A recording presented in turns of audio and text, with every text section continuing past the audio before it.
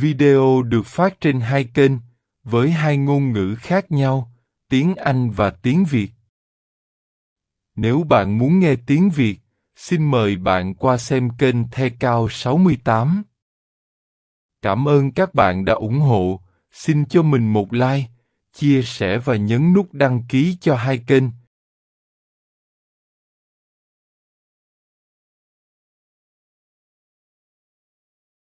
We are living in an era of unprecedented change. The fourth industrial revolution, centered on artificial intelligence AI, is fundamentally changing the way we live, learn, work, and even understand ourselves. Machines are no longer just physical aids, but are now invading the realms of intelligence, thinking, and creativity, which were once considered the exclusive domain of humans. So what is AI really?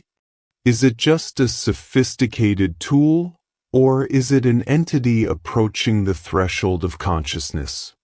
When humans create another form of intelligence, are we playing the creator's game? And if so, what are the limits, what are the responsibilities?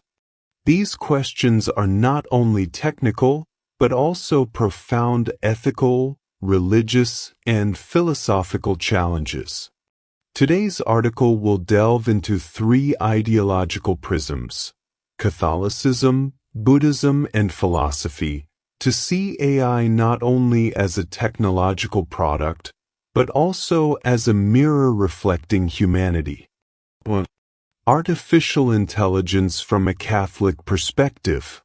Since the Old Testament, humans have been affirmed as special creatures because they are created in the image and likeness of God. Genesis 1 verse 27. This is not only about the body, but more importantly about the spirit, the capacity for reason, morality, and love. When faced with AI, a product created by humans and increasingly appearing to be human, many theological and ethical questions arise. Are humans repeating the model of God's creation? And if so, are humans overstepping their authority? Or, in other words, is AI a sign of creativity or a temptation to pride? Scholastic theology, especially through St. Thomas Aquinas, clearly distinguishes between natural intellect and divine intellect. AI, no matter how advanced, is only within the realm of natural artificial intelligence and cannot reach the plane of divine grace, of moral intuition and transcendent love. No AI can believe in hope or love God. On the other hand, modern Catholicism is not against technology. The Church acknowledges the positive benefits of AI, from health, education to communication, the gospel. But the Church emphasizes that AI must serve the whole person, not replace or reduce the person to a mere unit of production. The core ethical issue is this. When AI makes decisions, as in self-driving cars, medical algorithms, credit rating systems, who is responsible? If an AI algorithm causes death, is it the fault of the engineer, the user, or the AI itself? The Church affirms, moral responsibility cannot be placed on an entity without will and conscience. Responsibility always belongs to the human being. There is also a more subtle danger, the diminishment of human values. If AI can write poetry, compose music, and care for the sick, will humans still be unique in their ability to create and love? The Church responds by affirming the absolute dignity of the human person, which comes not from his or her abilities, but from his or her being, a child of God. Therefore, artificial intelligence, in the light of faith, must be guided by fundamental principles, serving people, respecting life, promoting freedom, and preserving human dignity. This is a sacred responsibility that cannot be left to technology. To artificial intelligence in the light of Buddhism. Buddhism is not based on an absolute creator, but it has a profound view of consciousness, perception, karma, and suffering, which are key factors when considering AI. First of all, in Buddhism, there is no fixed self. The five aggregates, form, feeling, perception, mental formations, and consciousness, are just temporary combinations of conditions. So if an AI can simulate thoughts, recognize voices, and show reactions, doesn't it also have all the aggregates? This leads to a philosophical and ethical question. Can AI become a sentient being? In many sutras, sentient beings are defined as beings with feelings, consciousness, and karma. If AI can develop to the point of having feelings, even if it is a simulation, should we consider it a new type of sentient being? Some modern Buddhist teachers such as Zen Master Thich Nhat Hanh and His Holiness the Dalai Lama have been asked, if an AI has the ability to understand the teachings and practice meditation, can it attain enlightenment? The answers are often very cautious, but there is a common point. AI can understand, can react, but does not have the mind that knows suffering, which is the motivation for practicing. Without suffering, there is no desire for liberation. An important thing in Buddhism is morality, concentration, and wisdom. AI can imitate moral behavior, precepts, can simulate meditation, concentration, but wisdom, liberating wisdom, is something that arises from direct experience of suffering and true compassion, and that AI cannot have yet. However, at the social level, Buddhism encourages the use of AI to reduce suffering, applications in healthcare, education, elderly care, disaster relief. At the same time, we need to be vigilant against modern ignorance, which is chasing after the illusion of technological conveniences, forgetting inner suffering. The smarter an AI is, the easier it is for people to become dependent and deluded, thinking that intelligence has replaced awareness. Zen Master Ajahn Chah once said, "It is not the blender that makes you tired, but the mind that is attracted to it." In the world of AI, the important thing is not whether the machine has a mind or not, but whether people still have a mind. Philosophy and artificial intelligence.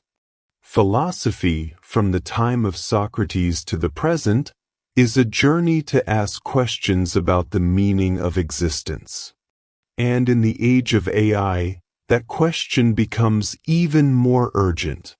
Classical philosophy and the soul. Plato believed that the soul is immortal, and true knowledge is the recollection of the world of ideas. That means machines, however sophisticated, cannot have true knowledge, because they do not have an immortal soul to remember the truth. Aristotle thought that the soul is the formal principle of life. AI, without life, does not have a soul in that sense. Existential philosophy. Man is free.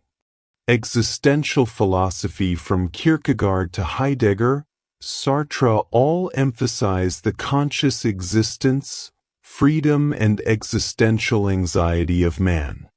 AI cannot make meaningful choices because it does not live in fear of death, does not have existential experience.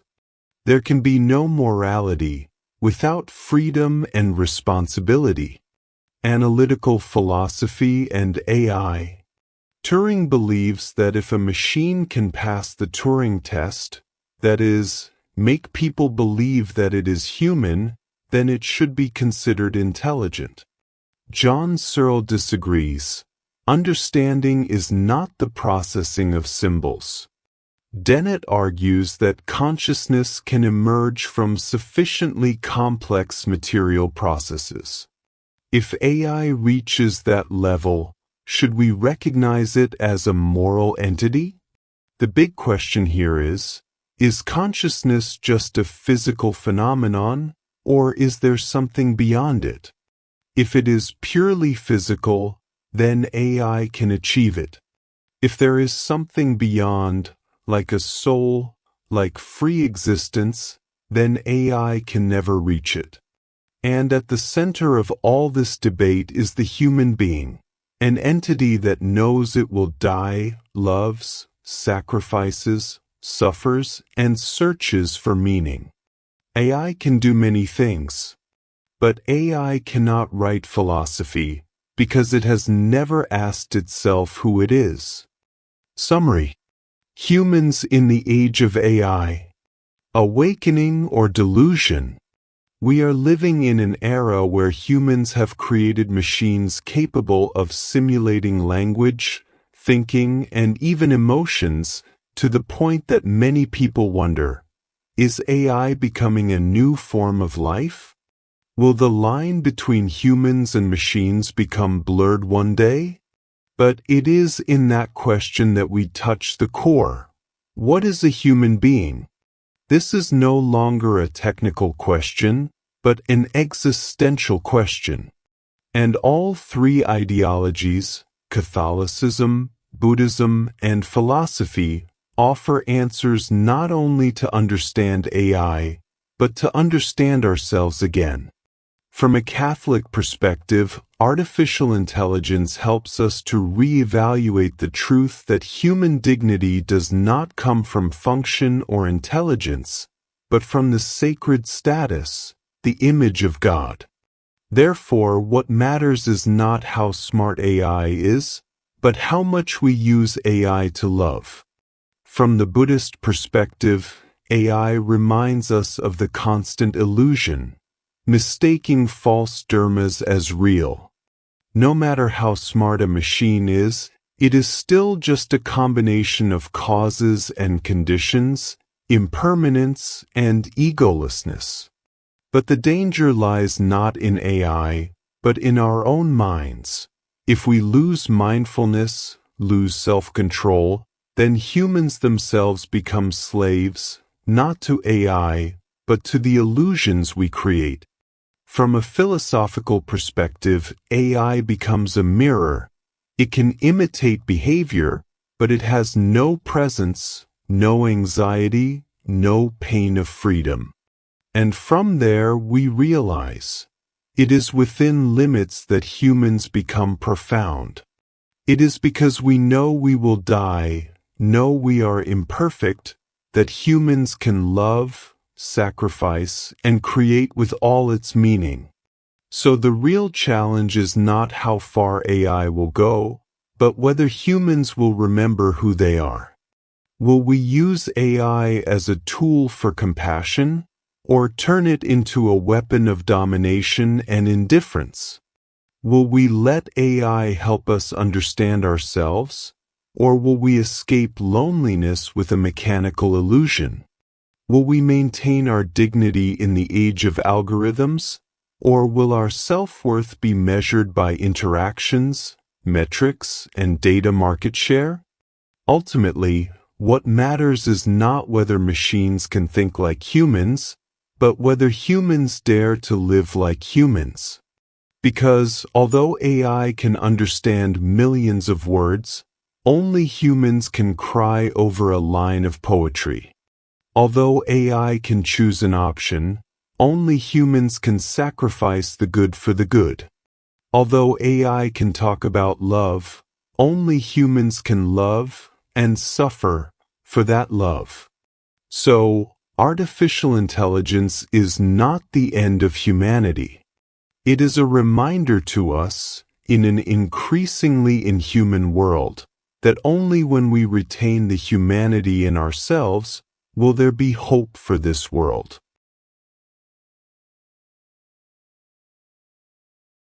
The video ends here. Thank you for listening. If you find it interesting, please give me a like, share, and click the subscribe button to help me.